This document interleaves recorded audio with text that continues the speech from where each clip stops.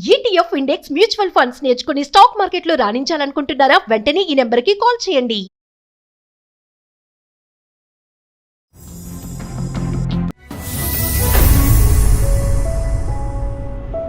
అందమైన జీవితానికి స్వాగతం. నమస్తే కళ్యాణ్ గారు. నమస్తే జయ గారు. కళ్యాణ్ గారు, సమాజంలో జరుగుతున్న అంశాల పట్ల, ఇష్యూల పట్ల ప్రజల స్పందన చూస్తుంటే నిజంగా చాలా సంతోషం అనిపిస్తా ఉందండి. ఒక మంచి కార్యక్రమాన్ని ప్రజల ముందుకు తీసుకువెళ్తున్నాం. నిజంగా చాలా హ్యాపీగా అనిపిస్తుంది. అక్కా చెల్లెలకి సంబంధించిన ఇష్యూ, ఇద్దరికి పెళ్లిళ్ళైనాయి.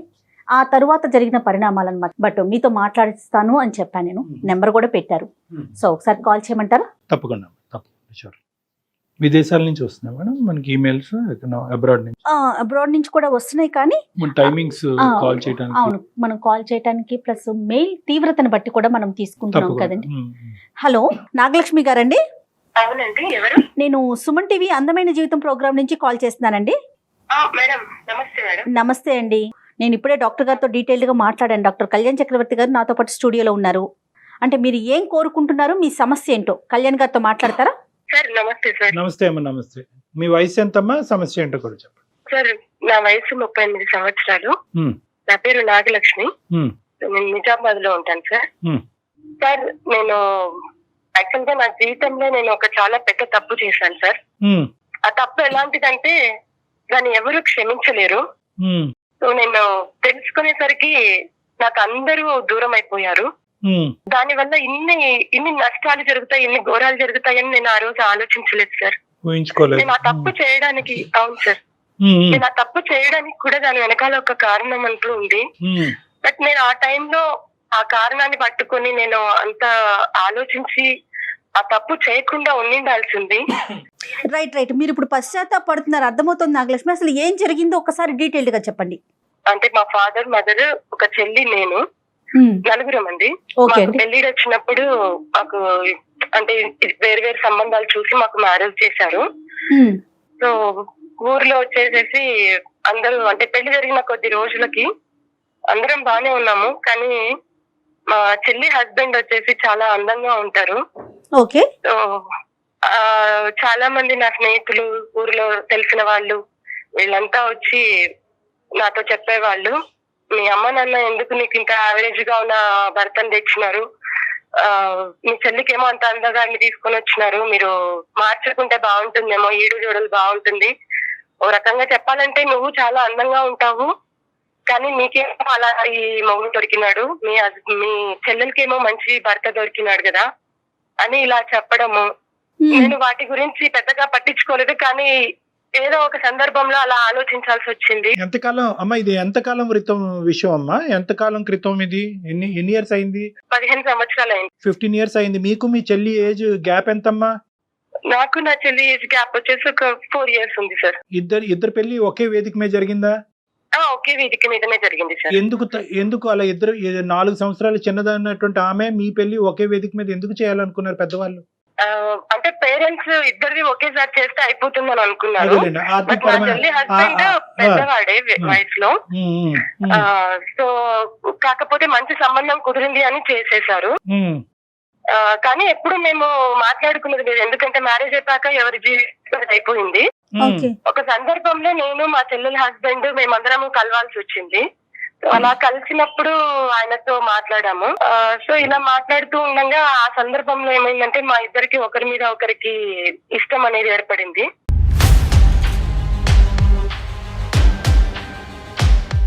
మీ పెళ్లికి ముందు మీ భర్తని చూసారా, ఆమె భర్తను కూడా చూసారా పెళ్లికి ముందు? చూడలేదు సార్. అమ్మ వాళ్ళు ఏ సంబంధం అయితే తెచ్చారో నేను అదే సంబంధం పెళ్లి చేసుకున్నాను. చెల్లి కూడా అంతేనండి? చెల్లి కూడా అంతే. సో ఎవరు కూడా మీ భర్తని మీరు చూడలేదు, చెల్లి భర్తను కూడా మీరు చూడలేదు, పెళ్లికి అయితే మాత్రం రెడీ అయ్యారు, పెళ్లి చేసుకున్నారు. ఏమ్మా? అంటే ఫోటోస్ అవి చూసాం, కానీ పెద్దగా అప్పుడు పట్టించుకోలేదు సార్. కాకపోతే ఊర్లో ఉన్న వాళ్ళు అందరూ చెప్పడం తోటి నాకు అట్లా ఒకలాంటి ఫీలింగ్ వచ్చిందనమాట. ఏమని చెప్పేవారమ్మా ఊర్లో వాళ్ళందరూ? ఏమని చెప్పేవారు? నువ్వేమో ఇంత అందంగా ఉన్నావు, కానీ నీకు దొరికిన హస్బెండ్ మాత్రం యావరేజ్ గా ఉన్నాడు, నీ చెల్లెలకు మాత్రము మంచి హస్బెండ్ దొరికాడు, చాలా అందగాడున్నాడు అని ఇలా చెప్పడం తోటి నాకు కొంచెము ఆయన మీద అట్రాక్షన్ అనేది కలిగింది సార్. ఎంత వయసు ఉంటదమ్మా అప్పుడు నీకు? అప్పుడు నాకు 24 years ఉంటుంది. 24 years వయసుకి ఊరు వాళ్ళు ఆ అమ్మాయి భర్త బాగున్నాడు కాబట్టి జీవితం అంటే పెళ్ళి అంటే అందం ఒకటి చూస్తే చాలు, అందం ఉంటే కనుక అన్ని సరిపోతాయి అనేటప్పటికీ మీరు అందమే ఇంపార్టెంట్ అన్నట్టుగా ఫీల్ అయ్యారు, అంతే కదమ్మా? అంటే అవును సార్. అతని ఇన్ఫ్లుయెన్స్ లోకి నువ్వు వెళ్ళావు, అవునమ్మా? అవును సార్. లేదంటే అతను నీ ఇన్ఫ్లుయెన్స్ లోకి వచ్చాడా? అంటే అతను మాట్లాడడం జరిగింది సార్, నాకు నువ్వంటే ఇష్టం అని. అలా చెప్పడంతో నేను కూడా ఆయన మాటలకి, ఎందుకంటే నా మనసులో కూడా అలా ఉండిపోయింది కదా. మరి ఈ 3 సంవత్సరాలు మీ హస్బెండ్ తో ఎలా ఉండేవారండి? మీతో ఉండేవారా చక్కగానే? ఉండేవాళ్ళం మేడం. కాకపోతే నాకు మనసులో ఇట్లా చెప్పడం వల్ల నాకు అది మనసులో వాళ్ళ హస్బెండ్ చాలా బాగున్నాడంట, ఇలా నాకు స్ట్రాంగ్ గా అయిపోయింది మేడం. సో ఒకసారి మేము ఒంటరిగా ఒక జాతరకు వెళ్ళాం అన్నమాట. తాను ఒక్కరే వచ్చారు, ఫ్యామిలీతో కాకుండా. సో నేను ఒక్కదాన్నే వచ్చాను అనమాట. అలా జాతరకి వెళ్ళలేదు, పక్కదోవలోకి వెళ్ళారు, అంతే కదమ్మా? అంటే అప్పుడు జాతర అని చెప్పి మేము అలా అదేనమ్మా, మీరు ఇద్దరు అట్రాక్ట్ అయ్యారు, ప్రపంచానికి కనిపించకూడదు, పెళ్ళైనటువంటి ఒక ఆడపిల్ల, పెళ్ళైనటువంటి ఒక మగాడు తప్పుదారిలో వెళ్ళాలి అని అనుకున్నారు, ఒకరికొకరు ఇన్ఫ్లుయెన్స్ అయ్యారు, అది పబ్లిక్ అయితే బాగుండదని అనుకున్నారు కాబట్టి జాతరకి వెళ్ళారు. అవును సార్. అంటే తను నా చెల్లి భర్త అన్న ఆలోచన కూడా నాకు రాలేదు ఆ టైంలో. రాదు. తన భవిష్యత్తు ఏమవుతుంది అని కూడా నేను ఆలోచించలేదు. కేవలం ఆ మాటలు నా మనసులో గట్టిగా ఉండిపోవడం వల్ల నేను ఇక మిగతా ప్రపంచాన్ని ఏది నేను చూడలేదు, నా భర్తను కూడా నేను చూడలేదు. ఒక్క మాట నాకు చెప్పమ్మా, ఒకప్పుడు పబ్లిక్ నువ్వు అందంగా ఉన్నావు కానీ నీకంటే తక్కువగా అందం ఉండేటటువంటి భర్త నీకు వచ్చాడు, ఎక్కువగా అందం ఉండేటటువంటి భర్త మీ చెల్లికి వెళ్ళాడు అనే పబ్లిక్ టాక్ లేకపోయినా కూడా నువ్వు ఇలా అట్రాక్ట్ అయ్యి ఉండేదానివా? లేదా పబ్లిక్ అనే వాళ్ళు పదే పదే నీ చెవులో ఆ మాట వినిపించటం వల్లే అట్రాక్ట్ అయ్యావా? ఇది నీ ఉద్దేశమా, జనం నీలో నింపినటువంటి ఉద్దేశమా? నిజం చెప్పమ్మా. అంటే నాకు ఒకవేళ అలాంటి ఫీలింగ్ ఉన్నప్పటికీ సార్, నేను సాంప్రదాయాలు వీటినన్నిటిని బట్టి నేను ఎక్కువ ఓపెన్ అయ్యేదాన్ని కాదు. సో ఒక రకంగా నాకు ఇట్లా వాళ్ళు చెప్పడం వల్ల మాటలు కొంచెం స్ట్రాంగ్ అయిపోయినాయి సార్. మనం చేసినటువంటి తప్పుని సమాజం మీద రుద్దొద్దు. ఇక్కడ ఏంటంటే నీ మనసులో మొదటి నుంచి ఒక కలత ఉంది, మా సిస్టర్కి అందమైన మొగుడేంటి, నాకు తక్కువ అందమైనటువంటి మొగుడేంటి, మొదటి నుంచి నీ కన్ను అతని మీద ఉంది. అదేంటో మనకి కోఇన్సిడెన్స్ అనుకోవాలో, సాంప్రదాయాల గురించి ఇద్దరు బాగా నమ్మేటటువంటి వాళ్ళు మీరిద్దరు, అతని కన్ను కూడా నీ మీద పడింది, నీ కన్ను అతని మీద, అతని కన్ను నీ మీద పడింది. దీనికి చుట్టుపక్కల వాళ్ళు చేయటం ఆజ్యం పోసినట్లయింది. ప్రజలు ఏమన్నా అనుకుంటారు, ఇప్పుడు మీ భర్త గురించి మీరు ఎలా చెప్పుకుంటే దాన్ని ప్రజలు నమ్ముతారు. ప్రజలను మీరేంటంటే ప్రజల మాట నమ్మారు.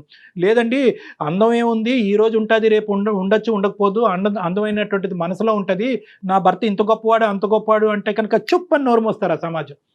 నువ్వు చెప్పుకోలేదు, అవునా నిజమా అని చెప్పి అదే లూప్ లోకి వెళ్ళావు, అటువైపు అట్రాక్ట్ అయ్యావు. మేమిద్దరము ఎవరికి చెప్పకోకుండా రాత్రికి రాత్రే వెళ్ళిపోయాం మేడం. నా దగ్గర ఏదో కొంత బంగారం ఉన్నది, అది తీసేసుకొని వీళ్ళనందరినీ మర్చిపోయాము. నాకు పిల్లలు లేరు, కానీ నా చెల్లికి అతను వచ్చే టయానికి 3 నెలల పసికందు ఉంది.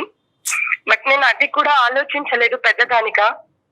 నేను చాలా పెద్ద తప్పు చేశాను మేడం.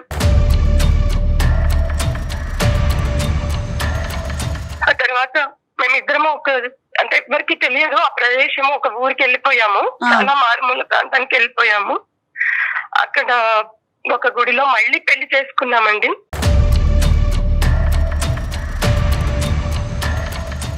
వీళ్ళందరినీ మర్చిపోయి కొత్త జీవితం స్టార్ట్ చేశాము.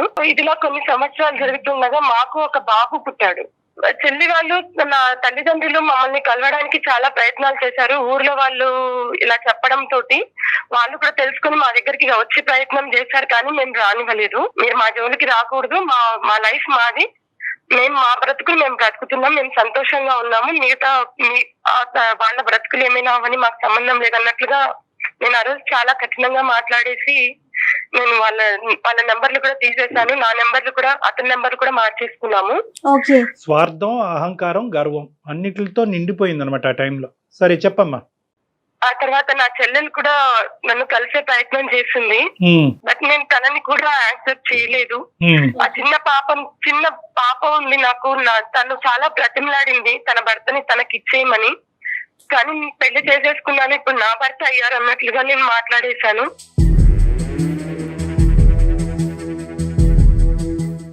నా చెల్లెల్ని కూడా ఇంకొక పెళ్లి చేద్దామని వాళ్ళు ప్రయత్నం చేసినా తను మాత్రం ఇంకొకరిని పెళ్లి చేసుకోలేదు. ఆ శభాష్. పసిపిల్లతోనే తాను జీవితం ఒకే గడిపింది. కడుపుని పుట్టినటువంటి చాలా ఇద్దరు తప్పు, ఆడపిల్లలు. చాలా అంటే చాలా తప్పు చేశానండి నేను.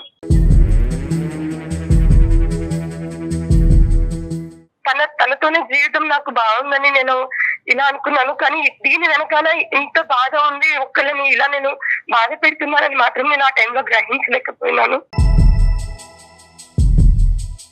చాలా తప్పు చేశాను మేడం నేను. ఇప్పుడు ఏంటి, చెల్లికి క్షమాపణ చెప్పాలని కోరుకుంటున్నారు? ఇప్పుడు మీరు ఏం ఎక్స్పెక్ట్ చేస్తున్నారు? ఇప్పుడు మీ పరిస్థితి ఏంటమ్మా? ఏంటి నీ పరిస్థితి ఏంటి? నువ్వు ఎక్కడున్నావు, ఎవరితో ఉన్నావు, ఏమైందమ్మా పరిస్థితి? ఇప్పుడు ఎలా ఉన్నారు మీరు?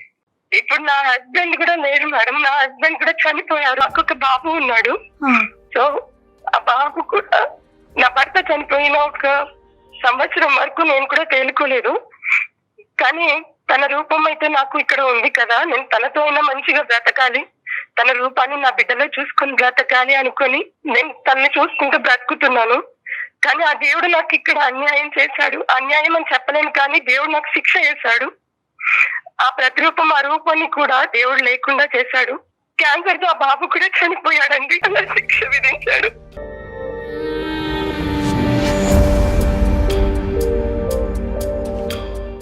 చాలా పశ్చాత్తాపడుతున్నాను మేడం.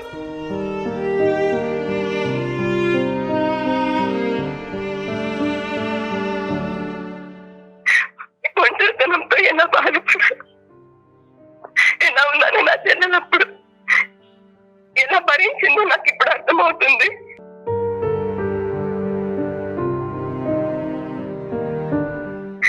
ఈ విషయాన్ని నేను తెలుసుకొని వాళ్ళని కలిసే ప్రయత్నం చాలా చేశాను, కానీ వాళ్ళు నన్ను చీకొడుతున్నారు. ఈ తప్పుకు అసలు ఏం చేయాలో అర్థం కాక నేను నా చెల్లి కాళ్ళు పట్టుకొని నేను తనని బ్రతిమలాడి, తను తిట్టినా కొట్టినా ఏం చేసినా సరే నేను తన దగ్గర ఉండాలని, తనని బాగా ఇక మీద బాగా చూసుకోవాలని అనుకుంటున్నాను. కానీ తను నన్ను చీకొడుతుంది.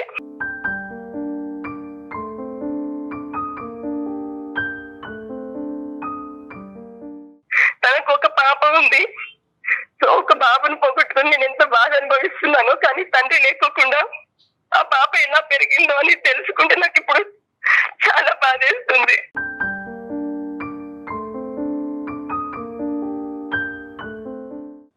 సో నాకు ఇప్పుడు మిగిలింది రెండు మార్గాలు. ఒకటి చావు, లేదా మీరైనా నా చెల్లెలతో మాట్లాడి తనని ఒప్పించి నన్ను అక్కడికి చేర్చడం. ఎందుకంటే నేను ఈ ఒంటరితనంతో బ్రతకలేకపోతున్నాను. నాకు దయచేసి మీరైనా న్యాయం చేయండి మేడం. అంటే ఒక్కటి నాగలక్ష్మి, మీ చెల్లెలతో మాట్లాడతావా, మీ తల్లిగారితో మాట్లాడతావా అనే సబ్జెక్ట్ తర్వాత మాట్లాడదామమ్మా. ఒక్క ప్రశ్న నిన్ను అడగాలని అనుకుంటున్నాను. నిన్ను చూస్తుంటే ఐ థింక్ 90% చూసేటటువంటి ప్రేక్షకులకి నువ్వు పడేటటువంటి బాధను చూసి కన్నీళ్ళు వచ్చేటటువంటి వాళ్ళు 10% ఉంటారు. 90% మాత్రం నీ మీద కోపం పడేటటువంటి వాళ్ళే ఉంటారు. No doubt about this. ఎందుకంటే కనుక ఎప్పుడు నీలో రియలైజేషన్ వచ్చింది, ఎప్పుడు నీలో ఒక అవగాహన వచ్చింది అంటే కనుక ఎప్పుడైతే కనుక నువ్వు ఒంటరి అయ్యావో అప్పుడు. అంటే అప్పటి వరకు నీకు ఒంటరితనం వల్ల వచ్చేటటువంటి బాధ నీకు అర్థం కాలే. నీ భర్త ఒంటరితనాన్ని చూశాడు, ఒక చంటి బిడ్డతో నీ చెల్లెలు ఒంటరితనాన్ని చూసింది, మీ తల్లిదండ్రులు అవమానంతో సమాజం అంతా కూడా వాళ్ళని ఏకాకి చేస్తుంటుంది, ఆ ఒంటరితనాన్ని వాళ్ళు అనుభవించారు. ఈరోజు ఒంటరితనం నీ కాళ్ళ దగ్గరికి వచ్చేటప్పటికి నీకు ఆ బాధ తెలిసింది. సమస్య వస్తే ఇప్పుడు తనకు దిస్ ఇస్ పాయింట్ నెంబర్ 1. ఇంకొకటి ఏంటంటే, తప్పైపోయింది అని మాట్లాడేటటువంటి నాగలక్ష్మి గారు ఎప్పుడు తప్పైపోయింది అని రియలైజ్ అయ్యారంటే కనుక 15 సంవత్సరాల తర్వాత. ఒకప్పుడు నీ భర్త నీ పక్కనుంటే, నీ కొడుకు నీ చెంతనుంటే నిజంగా మాకు ఫోన్ చేసి ఉండేదానమ్మా, ఈరోజు ఈమెయిల్ వచ్చి ఉండేదా మా దగ్గరికి. ఇంకొక 15 సంవత్సరాలు, ఇంకో 20, ఇంకో 30 సంవత్సరాల పాటు నీ రాజభోగాల్లో, నీ ఆనందాల్లో, నీ సంతోషాల్లో, సారీ అమ్మ పుండి మీద కారం జల్లుతుందని అనుకోవద్దు. ఎందుకంటే కనుక ఇలాంటి అంశాలు చూసేటటువంటి ప్రేక్షకులు ఎవరైనా ఉంటే కనుక అంతా అయిపోయిన తర్వాత, ఒంటరితనం వచ్చిన తర్వాత ఇప్పుడు నాలుగు ఖర్చుకుని చేతులు కాల్చుకుని ఇప్పుడు నేను సూసైడ్ చేసుకున్నాను అనుకుంటున్నాను అనేటటువంటిది మీ గురించి కాదు. ఇది తప్పు అన్నది మీరు ఎప్పుడు వచ్చింది, మీ బాధ మీకు తెలిసేక. అంటే ఇప్పటికీ కూడా ఒక ఒంటరితనం వల్ల వచ్చినటువంటి అవగాహన, రియలైజేషనే కానీ చెల్లి బాధపడుతుందనో తల్లి కష్టపడుతుందనే కాదు, నాకు తోడు కావాలి కాన్సెప్ట్ మళ్ళీ స్వార్థమే. ఇక్కడ మళ్ళీ కాన్సెప్ట్ స్వార్థమే. అప్పుడు మీ అతనితో వెళ్ళిపోవటం స్వార్థం. అక్కడికి వెళ్ళి 15 సంవత్సరాల పాటు వీళ్ళు కాళ్ళ వేళ పడుతుంటే కనుక వీళ్ళని మెడ పట్టుకుని నెట్టేయటం అక్కడ కూడా స్వార్థం. ఇప్పుడు మళ్ళీ వాళ్ళిద్దరు చనిపోయారు కాబట్టి నేను ఒంటరితనంగా ఉన్నాను, అమ్మ నాకు భిక్షం పెట్టు, చెల్లి నాకు భిక్షం పెట్టు అని చెప్పి ఒంటరితనం నుంచి నా బయట అంటాం కూడా ఇది కూడా స్వార్థమే. ఎలా జాలిపడమంటారు మీరు? ఏమని అడగమంటారు మీ చెల్లిని? అక్క చెల్లికి చెప్పాలి. అలాంటిది ఆ అమ్మాయి ఏమొచ్చి నా భర్త వేరే మా అక్కతో వెళ్ళిపోయినా కూడా ఎంత మనస్తాపం చెంది ఉంటుంది. సహజంగా ఏంటంటే భర్తలు ఈ విధంగా ప్రవర్తించినప్పుడు ఆడవాళ్ళ మనసు ఇరిగిపోతుంది. భర్తలు వెళ్ళి అక్కలతోనే లేచిపోయినప్పుడు ఆ అమ్మాయి పరిస్థితి ఎంత భయంకరంగా ఉండుంటుందండి. వెళ్ళమ్మా నువ్వు పెళ్లి చేసుకో అమ్మా, చంటి బిడ్డతో నువ్వు ఏం ఒంటరిగా బతుకుతావు అంటే కనుక ఆ మాట కూడా ఆ అమ్మాయి కొట్టిపారేసి మా అక్క చేసినటువంటి తప్పు నేను చేయను, ఈ బిడ్డ గురించి నేను ఇలాగే బతుకుంటానని చెప్పి ఆ అమ్మాయికి ఉండేటటువంటి ఆలోచన, ఆ అమ్మాయికి ఉండే అవగాహన చూడండి. ఇప్పుడు మీ తల్లిదండ్రులకు కానీ చుట్టుపక్కల వాళ్ళందరికీ కానీ ఒక భయం ఉంటుంది. ఏంటి ఆ భయం అంటే కనుక, అమ్మో ఈ అమ్మాయి వచ్చి ఈ అమ్మాయిని చెడగొడుతుందేమో, మళ్ళీ ఈ అమ్మాయి దగ్గర నుంచి ఏమి ఈ అమ్మాయి లాక్కుని వెళ్ళిపోతుంది అనేటటువంటి భయభ్రాంతుల్లో వాళ్ళందరూ ఉంటారు. నిజంగా నీలో ఒక మార్పు వచ్చిందా? ఒక పశ్చాత్తాపం వచ్చిందా? ఒక ఆలోచన వచ్చిందా? నిజంగా పశ్చాత్తాపం వచ్చింది సార్. మీ చెల్లి బిడ్డ చూస్తాడు, అమ్మా ఈ పెద్దమ్మైనా మా నాన్న పట్టుకెళ్ళిపోయిందని అంటాడు. నిజంగా ఆ మాట అని మీ వైపు వేలెత్తి చూపెడితే కనుక ఈ పెద్దమ్మ రాక్షసేనమ్మా నా నాన్న పట్టుకెళ్ళిపోయిందని అడుగుతుంది ఆ చంటి బిడ్డ. తట్టుకోగలరా? ఇలాంటి మాటలన్నీ మీరు తట్టుకునేటటువంటి కెపాసిటీ మీకుందా? ఇప్పుడు నాకు ఏం అవసరం లేదు సార్, తన దగ్గర ఉంటే చాలు. తను ఏమన్నా పడతాను సార్, నా చెల్లి కాళ్ళు పట్టుకోమన్నా నేను పట్టుకొని బతిమలాడతాను. ఇక్కడ జాలి అనిపించట్లేదండి. సారీ అండి, మీరు డాక్టర్ గారు అన్నట్లుగా ఇక్కడ జాలి అనే కాన్సెప్ట్ రావట్లేదు. మీరు సర్వం కోల్పోయారు, అది ఒక రకంగా అనిపించినా కూడా మీ మాటలు చూస్తుంటే జాలి అనే భావన కలగట్లేదు మాకు. ఒక చెల్లి మొగుడిని తీసుకొని మాట్లాడటానికి అసహ్యంగా అనిపిస్తోందండి. సారీ. నిజమే మేడం, ఇదే కాలం వెనక్కి తిరిగి వెళ్ళిపోతే. తప్పు చేయటం ఒక్కటే కాదు, తప్పులో మీరు 15 సంవత్సరాల పాటు ఉన్నారు. ఇద్దరు మనుషులు చనిపోయిన తర్వాత అప్పుడు మీరు రియలైజ్ అయ్యారు. సో ఇది 15 సంవత్సరాల క్రితం తప్పు కాదు. ప్రతి సంవత్సరం, ప్రతిరోజు, ప్రతి గంట తప్పు చేస్తూనే ఉన్నారు. అవతల వాళ్ళు బాధపడుతూనే ఉన్నారు. నా సుఖం నాకు ఇంపార్టెంట్, నా భర్త నేను అందమైన భర్తని మా చెల్లి దగ్గర నుంచి కొట్టేశాను అనేటటువంటి ఆనందంలో మీరున్నారు. ఆ నింద సమాజం మీద వేస్తున్నారు. మళ్ళీ జెలసీ, ఈర్ష్య.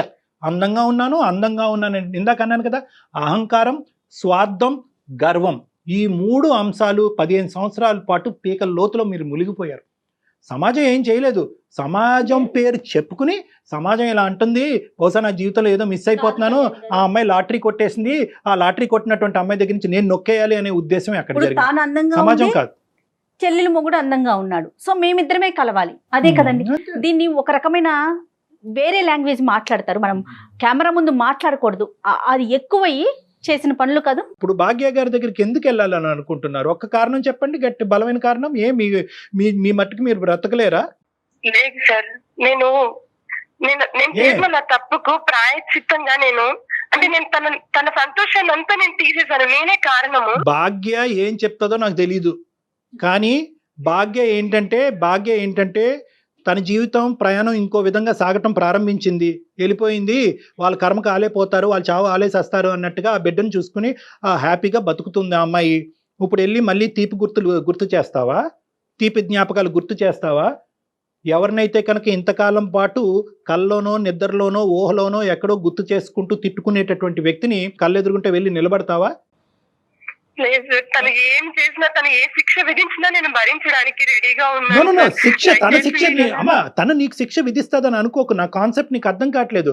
నువ్వు ఇంకో కొత్త రకం లైవ్ టెలికాస్ట్ లో శిక్షను విధించబోతున్నావు అమ్మాయికి. ఇష్యూ క్రియేట్ చేయబోతున్నారు మీరు. అమ్మాయికి ఒక శిక్షను విధించబోతున్నారు. ఇదిగో ఎక్కడో ఉన్నదని అనుకున్న నేను ఎక్కడో లేను, నీ పక్కలోనే ఉన్నానన్నట్టు ఆ అమ్మాయికి మళ్ళీ ఒక కొత్త రంగుని చూపెట్టబోతున్నారు. 15 సంవత్సరాల పాటు తను ఒక అలవాట్లో పడింది, ఆ బిడ్డతో పాటు బతకటము, అదే జీవితం అనుకోవటం. వాస్తవానికి నేను మీ స్థానంలో ఉంటే కనుక నేను ఆ శిక్షను నేనే అనుభవిస్తాను. ఆ శిక్షను మళ్ళీ నన్ను శిక్షించండి అని చెప్పి వాళ్ళని అడగను, నన్ను బాధ పెట్టండి అని అడగను. మీ అవసరం మాకు లేదు, మా అవసరం నీకు లేదు, కాబట్టి నువ్వు అక్కడే ఉండి మేము ఇక్కడే ఉంటాం. ఎందుకు ఇప్పుడు మళ్ళీ వాళ్ళని కలవాల్సిన ప్రయత్నం ఎందుకు చేస్తున్నారు మీరు? నేను ఒంటరితనంతో ఉన్నా. అంటే కాదండి, కాళ్ళ మీద పడి క్షమాపణ చెప్పేస్తే మీ తప్పులన్నీ పోతాయా? ఏమవుదు. నేను తను ఏమన్నా కూడా నేను తన కాళ్ళ మీద, నా తల్లిదండ్రుల కాళ్ళ మీద పడి నేను క్షమాపణ కోరుకుంటాను మేడం. మీ సిచ్యువేషన్ అర్థమైందండి, మీరు ఏమి ఎక్స్పెక్ట్ చేస్తున్నారు అర్థమైంది. నాకు ఒక ఫ్యూ సెకండ్స్ టైం ఇవ్వండి. ఒకసారి డాక్టర్ గారు నేను డిస్కస్ చేసుకొని, ఇఫ్ డాక్టర్ గారు ఓకే అంటే కనుక మీ సిస్టర్తో మాట్లాడతాను. ఓకే అండి? సరే మేడం. ఎలాగైనా ఒప్పించే ప్రయత్నం చెయ్యండి మేడం నా చెల్లెలకి. అమ్మ, ఒప్పించే ప్రయత్నం అనేటటువంటిది మేం మా చేస్తాం. చేతుల్లో లేదండి. ఇప్పుడు మేము చేయటం వరకే. అక్కడ ఆ అమ్మాయి అందుకే మీరు ఒక ఒప్పుకుంటుందా? నిమిషం లైన్ లో ఉండండి ప్లీజ్, హోల్డ్ లో ఉండండి. కళ్యాణ్ గారు ఏం చేద్దాం చెప్పండి. ఇప్పుడు రెండు వే చేయాలి మేడం. ఒకటి, అసలు ఎందుకు నాగలక్ష్మి మళ్ళీ భాగ్య దగ్గరికి ఎందుకు వెళ్తుంది అనేటటువంటి కాన్సెప్ట్. ఇప్పుడు భాగ్యకి అదే వస్తుంది. ఇప్పుడు వరకు గుర్తుకు రానటువంటి చెల్లి ఇప్పుడు ఎందుకు గుర్తొచ్చిందండి? అంతే కదా. 15 సంవత్సరాల పాటు ఆవిడ గుర్తుకు రాలేదు. భాగ్యలక్ష్మి యొక్క భర్తతో పాటు ఈవిడ సంసారం చేసింది ఇంతకాలం. అవును. ఇప్పుడు ఆ ఒంటరితనం అక్కడికి వెళ్ళిపోయింది. కొడుకు కూడా చనిపోయాడు, దురదృష్టవంతుడు. వాడు ఎన్ని బాధలు పడ్డాడు ఆ ఒంటరితనంలో. అమ్మమ్మ లేదు, నాయనమ్మ లేదు, తాతయ్య లేదు. ఆడు ఒంటరితనంలో ఆ బెంగతో క్యాన్సర్ ఏదో వాడు చనిపోయాడు. ఇప్పుడు మళ్ళీ అదే కాన్సెప్ట్ ఈ అమ్మాయి జీవితంలోకి ఎంటర్ అవుతుంది. మళ్ళీ ఒంటరితనం అనే కాన్సెప్ట్ తోనే వెళ్తుంది. ఏంటి ప్రతిదానికి ఈ అమ్మాయి ఒంటరి అవుతున్నప్పుడల్లా సమాధానం చెప్పేది ఆ చెల్లెనా? ఆ చెల్లి భర్త సమాధానం చెప్పాలి. ఇప్పుడు భర్త చనిపోయిన తర్వాత ఇప్పుడు చెల్లి సమాధానం చెప్పాలా? ఎప్పటికీ ఆ అమ్మాయి మీదేనా భారం? చెల్లి మీదేనా అంటారు. చెల్లి మీదే. మనం ఆ అమ్మాయితో మాట్లాడాలి లేదా అన్నది. మాట్లాడితే కనుక ఆ అమ్మాయి మనసులో అనవసరమైన ఒత్తిడి పెడుతున్నావా అనేది బి. ఇంకోటి ఏంటంటే ఆ అమ్మాయి ఒప్పుకోలేదు అనుకోండి, నాకు అక్కర్లేదు, నీ దారి నీది, నా దారి నాదని అంటే కనుక ఇంకా ఈ అమ్మాయి ఫీల్ అవుతుంది. అంటే తను ప్రిపేర్డ్ గా ఉంటేనే మాట్లాడాలండి. తను ఏం చెప్పినా వాళ్ళ సిస్టరు మాట్లాడనన్నా కలిసి ఉంటామన్నా ఉండమన్నా కూడా దానికి ప్రిపేర్ అయితేనే మనం కాల్ చేద్దాం. ఒకటమ్మా, ఈ రోజు నీకు ఎటువంటి వాగ్దానాలు చేయము, ఎటువంటి ప్రామిసులు మేము చేసే ఉద్దేశం మాకు లేదు. కేవలం ఏంటంటే ఎంత కాదనుకున్నా కూడా నువ్వు ఈరోజు భర్తను పోగొట్టుకున్నావు, కొడుకును పోగొట్టుకున్నావు, ఒక భయంకరమైనటువంటి ఇది ఉంది కాబట్టి ఒక మానవతా దృక్పథంతో నీ కోరికను తీర్చాలనే ఉద్దేశంతో మేము ఆ అమ్మాయితో మాట్లాడతాం. ఓకేనమ్మా? కానీ తను ఏం చెప్పినా యాక్సెప్ట్ చేయడానికి రెడీగా ఉండండి. చచ్చిపోవటం మార్గం కాదమ్మా. మళ్ళీ ఇలాంటి పిచ్చి మాటలు మాట్లాడు. ఇది ఒక తప్పు. మళ్ళీ కొత్తగా 15 సంవత్సరాల పాటు నువ్వు ఒక పిచ్చితనం అనే మబ్బులో ఉన్నావు. ఇప్పుడు చచ్చిపోవటం అనేది ఇంకో పిచ్చితనం. ఒంటరితనం అనేటటువంటిది మనిషిని చంపేయక్కర్లేదమ్మా. నీ గురించి నువ్వు బతకచ్చు. చనిపోవటానికి ఒక కారణం ఉంటే బ్రతకటానికి 1000 కారణాలు ఉంటాయి.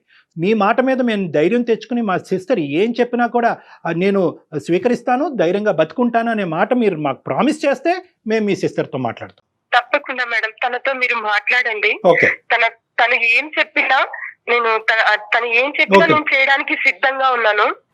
తన జీవితాన్ని ఇప్పటికైనా ఇంతకాలం నేను తన జీవితాన్ని పాడు చేశాను. తనని తను సంతోషంగా చూసుకుంటాను మేడం. ఏం చేస్తారండి? సంతోషంగా చూసుకుంటాను నేను తన దగ్గర ఉండి. అంటే ఎలాంటి భరోసా? అంటే సంతోషంగా అంటే ఏ విధంగా చూసుకోగలరు మీరు? ఇప్పుడు సంతోషంగానే ఉన్నారు వాళ్ళు, మళ్ళీ మీరు సంతోషంగా చూసుకునేది ఏంటి? సర్లేమ్మా, సరేనండి, నెంబర్ ఫార్వర్డ్ చేయండి ఒకసారి. ఈ డిస్కషన్ ఎక్కడికి పోదు. నేను చెప్తున్నాను కదా, ఈ డిస్కషన్ ఎక్కడికి పోదు. At the end of the day what ever we should do for the benefit of your sister. ఆ అమ్మాయి పాయింట్ ఆఫ్ వ్యూలో చేయాలి. నేను మా అక్క వస్తే సంతోషంగా ఉంటానంటే మీరు అక్కడికి వెళ్ళాలి. నేను మా అక్కను మొహం చూస్తేనే నరకాన్ని అనుభవిస్తానంటే కనుక మీరు ఎక్కడున్నారో అక్కడే ఉండాలి. అంతే. Anything from the point of view of your sister. అయితే కళ్యాణ్ గారు, నాకు కూడా ఏమనిపిస్తుంది అంటే తన మాట మీద కాల్ చేయాలని కాదు, ఆ అమ్మాయి మనసులో ఉన్న బాధను కూడా ఏదన్నా మనం తొలగించే ప్రయత్నం చేస్తామేమో అనే ఒక ఆశతో కాల్ చేద్దామండి. భాగ్యలక్ష్మి గారు, మీ సిస్టర్ నెంబర్ ఉంటే ఒకసారి కాన్ఫరెన్స్ లోకి తీసుకుంటారా? Okay madam. The person you are speaking with has put your call on hold.